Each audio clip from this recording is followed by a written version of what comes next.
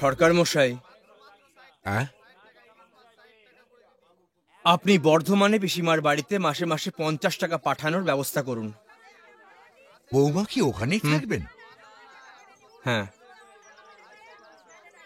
যদি অভয় দেন তো একটা কথা বলি। সরকার মশাই, আপনি আমাকে ছোটবেলা থেকে কোলে পিঠে করে মানুষ করেছেন, আর আপনি কথা বলছেন? বলুন না, কি বলবেন? দেখুন, আপনি এখানে আর বৌমা ওখানে। বিয়ের 8 দিন যেতে না যেতেই লোকেরা 5 রকম কথাবার্তা বলছে, আর বৌমাও তো। সরকার মশাই, আপনি খুব ভালো করে জানেন যে লোকের কথায় আমি বিশেষ কর্ণপাত করিই না। ঠিক আছে, দেখুন আপনি বড় হয়েছেন, আপনি যা ভালো বুঝবেন তাই করবেন। যজ্ঞ, যজ্ঞ, অসময় এসে পড়লাম বোধ হয়। তুমি কি ব্যস্ত? না না, ব্যস্ত নই, তুমি বসো। হুম। প্রতুল বর্ধমানে পিসিমার বাড়িতে আছে, তাই সরকার মশাইকে বলছিলাম খবরাখবর নিতে। তা বেশ, তো তুমি যদি ঠিক মনে করো। তা আমি তো কাজের সূত্রে প্রায় বর্ধমানে যাই, আমি তো বৌঠানের সব সংবাদ এনে দিতেই পারি। তুমি আমায় চিন্তামুক্ত করলে সুরেশ। সরকার মশাই, বলুন। আপনি সুরেশের হাতে বর্ধমানে পিসিমার বাড়ির ঠিকানাটা আর 50 টাকা দেওয়ার ব্যবস্থা করুন। বেশ, আপনি যা ভালো বোঝেন।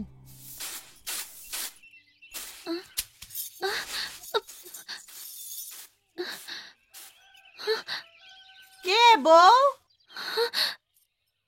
অবৌ, কে এলো? কেউ না পিসিমা।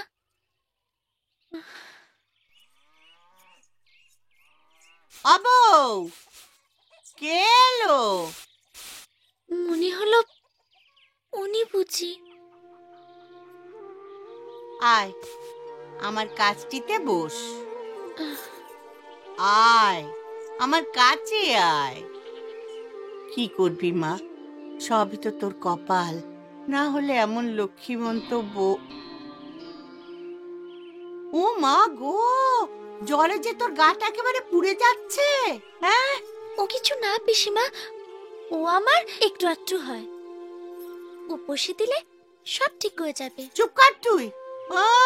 ও কথা বললে আমি শুনবো? হ্যাঁ, কত করে তোকে বলেছি, পই পই করে বলেছি বউ, এরকম শরীরের উপর অযত্ন করিসনি, এত অনাচার করিসনি। হ্যাঁ, আমার কথা শুনিস, শরীর এত ধকল সইবে না। না, আমি কালই কবিরাজ মশাইকে খবর দিচ্ছি। আর যজ্ঞ এলে যজ্ঞ যা আমাকে দুষবে মা। হ্যাঁ, আমাকে দুষবে, তখন আমি তাকে কি জবাব দেব? তার চেয়ে বরং আমি এক কাজ করি, আমি ওই সুরেশ এলে আমি সুরেশকে দিয়ে যজ্ঞকে একটা চিঠি পাঠাই।